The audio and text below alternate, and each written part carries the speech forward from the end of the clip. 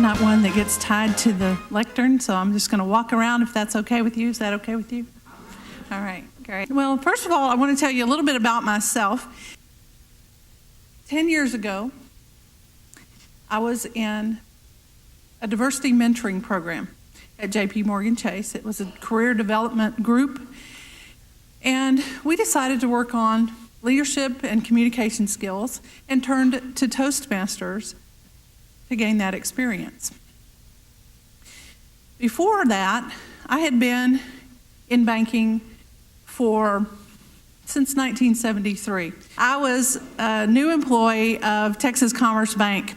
That bank is now called Chase Bank. It is on Main Street at Travis in downtown Houston, and that is where I spent 30 years in banking.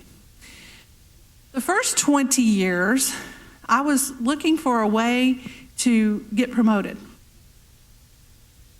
And I thought that sitting at my desk, coming in on time, doing my job, and doing the things that were asked of me, and occasionally being brilliant, was the way that I was going to get noticed and the way that I was going to get that next job.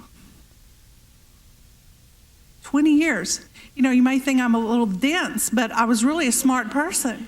But it took me 20 years to figure out that I could take some control in what my destiny was.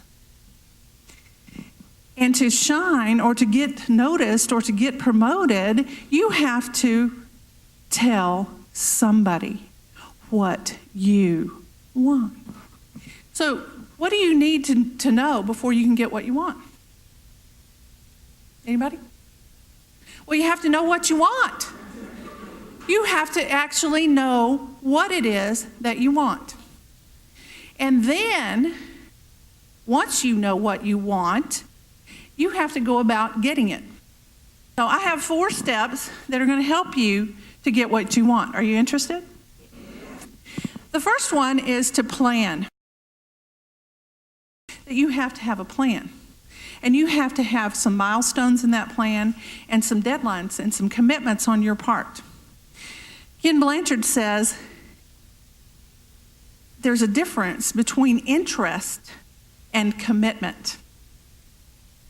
If you're interested in doing something or having something, then you're going to go about it when it's convenient. But if you are committed to that thing or that something or that someone, then you are going to accept no excuses and only accept results. So you have to know what you want, and you have to put a plan in place. Now, how do you put a plan in place? Well, first of all, I'll use an analogy with the airline. And you always hear the airline attendant say, if in the event of an emergency, that the oxygen mask will fall. And what do they tell you to do? They tell you to help yourself first, so that then you'll be fit to serve and help others around you. All right? So the same thing goes for you. If you have a plan, you have to help yourself first. Part of your plan should be to help yourself, to develop yourself, to find out what skills and abilities that you need to get what you want. All right? Write those down. Then make a list of 3, 4, 5 people that can help you in that can mentor you and guide you, that already have what you want or are already successful in the field that you want to go into, and talk to them.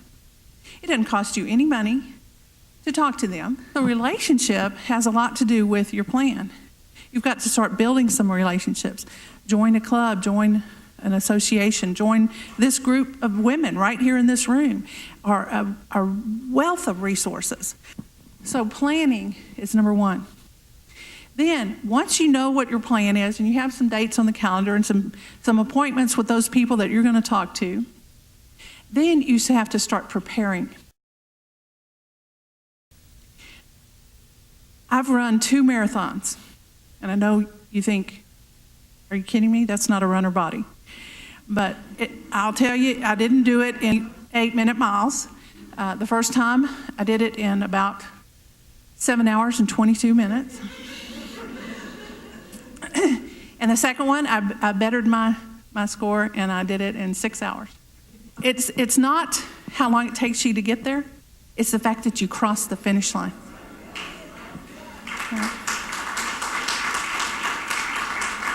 it doesn't matter how long it takes you to get what you want. Just keep trying, keep pushing, keep going that extra mile until you cross that finish line. And what happens when you cross the finish line?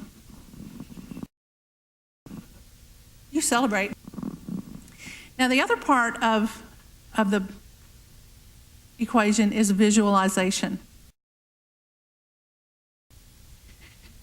Because if you cannot visualize yourself standing up on this stage talking to however many women in this room, then you will not stand on this stage talking to however many women and men in this room.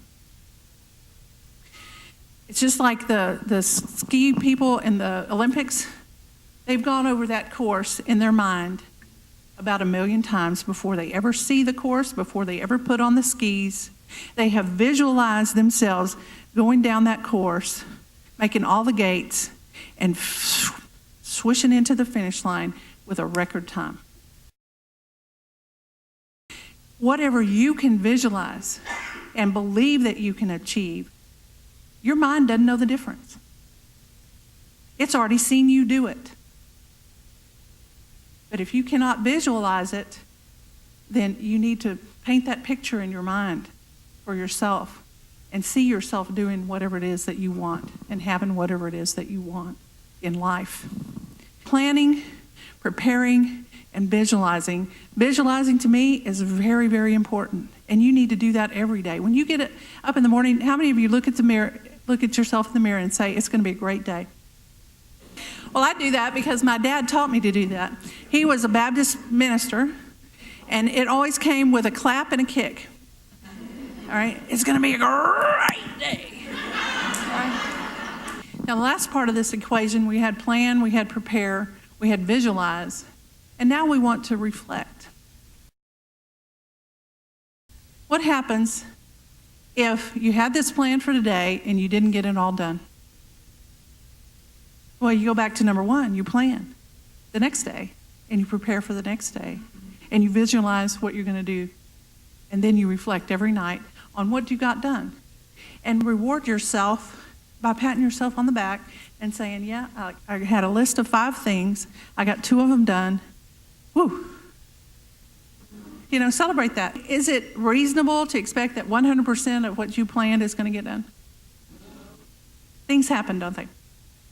All right. Things happen that get in the way of your plan. But those are only obstacles and will only set you back as much as you let them set you back. I never was so happy to see my husband as when he was at the end of that finish line of the marathon saying, Pam, you've got 2 minutes to make it. You need to hurry up. Because after 6 hours, they open the streets back up, and you know all the cars go. There, he was there at the finish line, and he was cheering me on. It's really nice to have somebody cheering you on, isn't it? This is my message to you today: is to be aware, to be deliberate in your life, to live your life with a plan. Some purpose, visualizing yourself doing the things that you need and want to do, because you are unique. Each and every one of you is the only you in this world. And if nobody plays your part, it doesn't get done. Once you do achieve your goals, be sure to thank the people that got you there and recognize them for who they are and the contributions that they make.